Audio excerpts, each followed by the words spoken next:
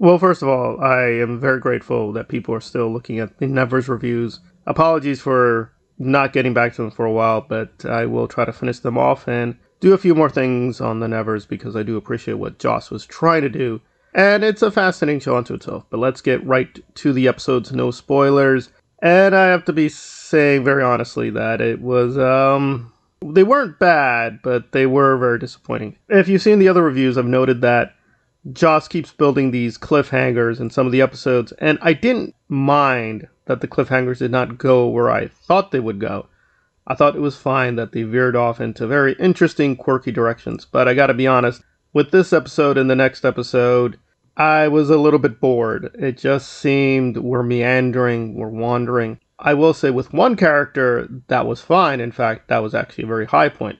Seeing her, that character, meander and wander and take a few quiet moments with her was actually very interesting. That was very powerful. And they give away very early who that is. It's not going to be much of a spoiler, but if you see even the beginning of the episode, you'll know who I'm talking about. Like, oh, interesting. The problem is when they focus on the other characters, it starts to lose a lot of momentum really quickly because there's nothing there to get back to. The cliffhanger really was with two major characters, and okay, they follow up with those two major characters, but that's what the cliffhanger was about. So just getting more world building with the other characters was interesting, and I kind of suspect where they're going and how this is cleverly getting to the X-Men. But that's kind of the key problem here, is that all these episodes were building up basically to the beginning of the X-Men. This is really a preface to the real story. So maybe these are all interesting setups for the real story next season. But with this season, all we're really getting is the background details to get to the real story.